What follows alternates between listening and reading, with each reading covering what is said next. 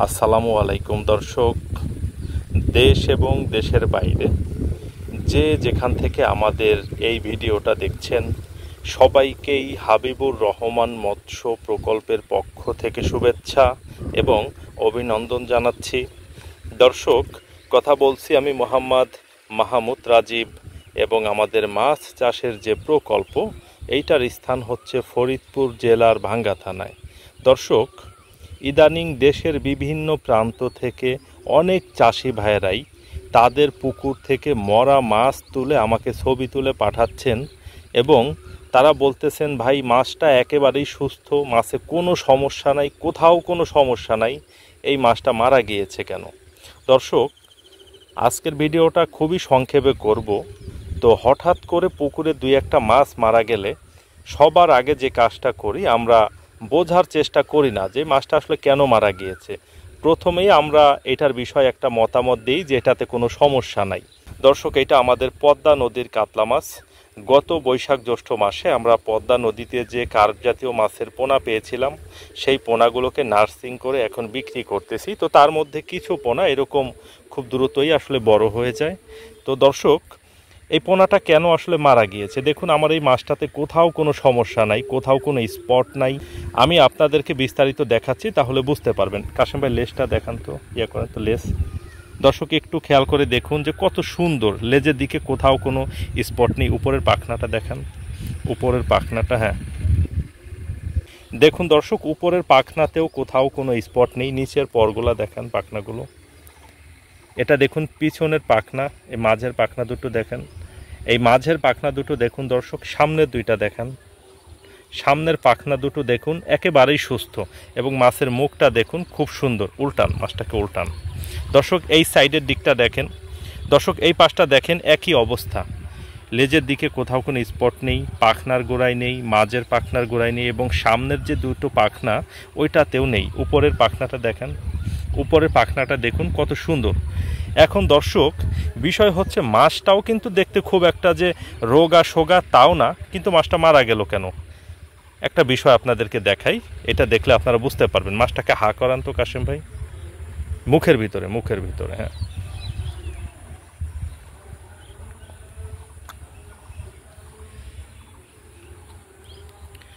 দর্শক দেখুন, মুখের ভিতরে কোথাও কোনো সমস্যা নাই, মুখের ভিতরে ঠিক আছে। এইবার ফুলকাটা ওঠান দর্শক, দেখুন ফুলকাতে একটু খেয়াল করে দেখুন, ঠিক ভিডিওর মাঝখানে দেখুন ফুলকাটা পচে গিয়েছে। এটাকে বলি ফুলকা পচা রোগ আমরা, হ্যাঁ। সব থেকে এই রোগটা কাতলা মাছ এবং রুই মাছেই সব থেকে বেশি হয়। ওই পাশের সাইডটা উল্টান, ওই ফুলকাটা দেখি দর্শক, এই পাশের ফুলকাটা দেখেন, এইটাতেও হালকা একটু সমস্যা আছে উপরের দিকে, এই উপরের দিকে, ফুলকার উপরের দিকে কাশেম ভাই, উপরের দিকে, এটা না উপরের এই কোণাটা এইখানে, হ্যাঁ হ্যাঁ দেখুন এই উপরের দিকটাতে দেখুন দর্শক, যে এইখানটাতে পচা আছে। দর্শক, এখানে এই কাতলা মাছটার যে ফুলকা পচা রোগটা আমরা দেখতেছি, এই ফুলকা পচা রোগটা সেরে যাচ্ছে। এটা প্রচণ্ড রকমের হয়েছিল, কিন্তু এখন এটা তার যে ইনজুরি হয়েছে সেই ইনজুরিটা এখন রিকভারি হচ্ছে। তো এই মুহূর্তে সে মারা গেল কেন? ধরুন, মাছ যে আসলে পুকুরে সবসময় তার ফুলকার কার্যক্রম সম্পন্ন করে, ঠিক এরকম করতে থাকে, এরকম করার কিন্তু কিছু কারণ আছে। নিয়ে না দাঁড়ান, এরকম করার কিছু কারণ আছে। এটার এরকম করার প্রথম এবং প্রধানত কারণ হচ্ছে সে পুকুর থেকে কিছু প্রাকৃতিক খাদ্য সংগ্রহ করে এবং পাশাপাশি সে পানিতে দ্রবীভূত যে অক্সিজেন থাকে সেইটা সে সংগ্রহ করে তার ব্লাডে সাপ্লাই করে।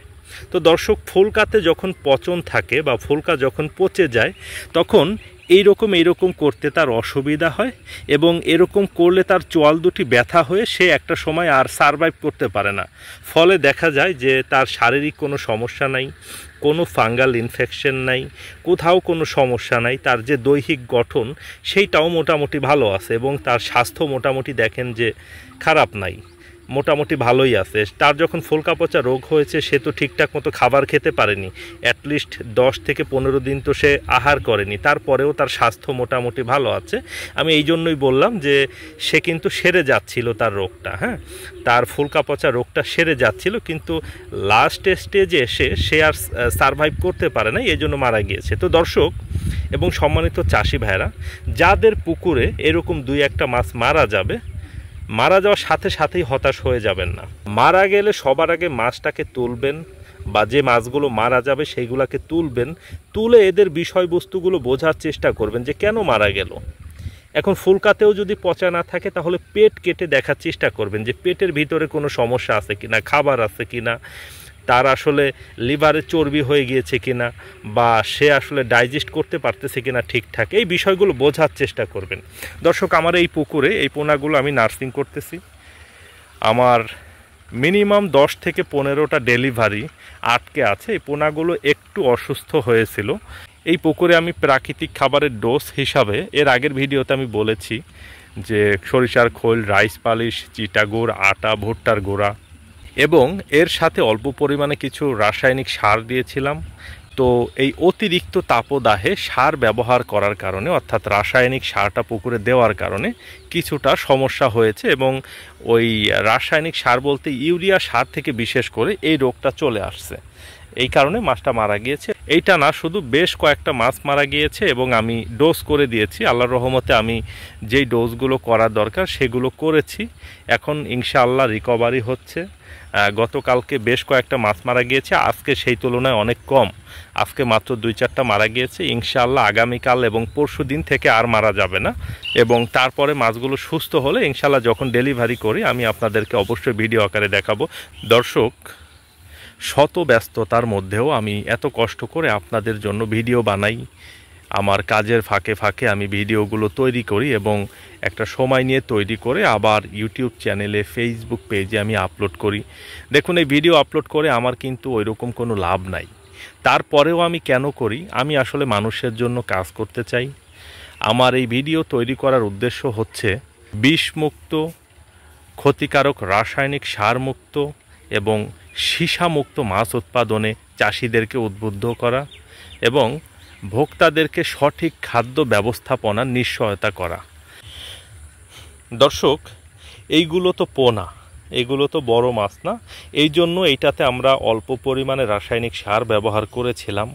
এগুলো যদি হারভেস্ট উপযোগী বা টেবিল ফিশ হতো কখনোই আমরা রাসায়নিক সারটা ব্যবহার করতাম না। যারা আপনারা নিয়মিত আমাদের ভিডিও দেখেন আপনারা জানেন যে আমরা কখনোই আমাদের কোনো টেবিল ফিশের পুকুরে রাসায়নিক সারটা ব্যবহার করি না, এবং করার আসলে প্রশ্নই আসে না, কারণ আমরা মানুষের জন্য কাজ করি।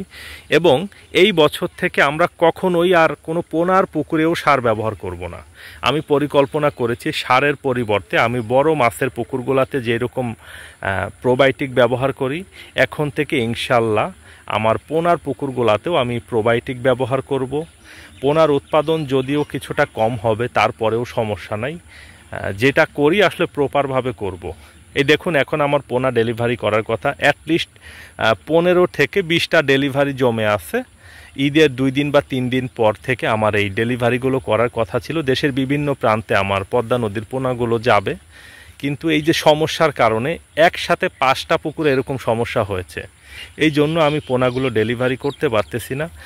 ডেলিভারি করলে আসলে করা যাবে। অসুস্থ হয়েছে অল্প পরিমাণে কিছু মাছ, হয়তো শতকরা একটা মাছও আক্রান্ত হয় নাই। একটা পুকুরে 2-4টা করে মাছ মারা গিয়েছে এবং আমি ডোজ করে দিয়েছি, আল্লাহর রহমতে ঠিকঠাক হয়ে যাবে। কিন্তু আমি চাচ্ছি আমার যারা চাষি, যারা আমার কাছ থেকে নদীর পোনা নিয়ে চাষ করে, এদেরকে যেন প্রপারভাবে সঠিক জিনিসটা বুঝিয়ে দিতে পারে এবং তাদের পুকুরে গিয়ে যেন এই মাছগুলো পরবর্তীতে আর ক্ষতিগ্রস্ত না হয়। এই জন্য খুব সুন্দরভাবে সুস্থ করে তারপরেই ইনশাল্লাহ আমি ডেলিভারি করব। যাই হোক দর্শক, এই মরা মাছের বিষয়ে যাদের অনেক কৌতূহল থাকে, আজকে সকালবেলা আমাকে এক চাষি ভাই কুমিল্লা থেকে যে ছবি তুলে পাঠিয়েছিলেন রুই মাছের, কোথাও কোনো সমস্যা নাই। দেখুন, আজকে আপনি ছবি তুলে পাঠিয়েছেন, এই ভিডিওটা হয়তো আরও 2-3 দিন পরেও আপলোড হতে পারে। তো দর্শক, ছবি পাঠিয়ে উনি নিচে আবার ভয়েস করে দিয়েছেন, রাজীব ভাই কোথাও কোনো সমস্যা নাই, কোথাও বিন্দু পরিমাণ সমস্যা নাই, একেবারে সুস্থ মাছ কেন মারা গিয়েছে ভাই? বুঝলাম না বিষয়টা। পিএস, অ্যামোনিয়া সব কিছু ঠিক আছে, তারপরেও কেন মারা যাচ্ছে? তো ভাই, হঠাৎ করে 2-1টি মাছ মারা গেলে এইভাবে আপনারা বিষয়টি শনাক্ত করবেন এবং শনাক্ত করে কি রোগ হয়েছে সেই বিষয়ে ট্রিটমেন্ট দিবেন। দেখুন, এই যে ফুলকা পচা রোগ, এই বিষয়ের উপর একাধিক ভিডিও আমার ইউটিউব চ্যানেলে আছে।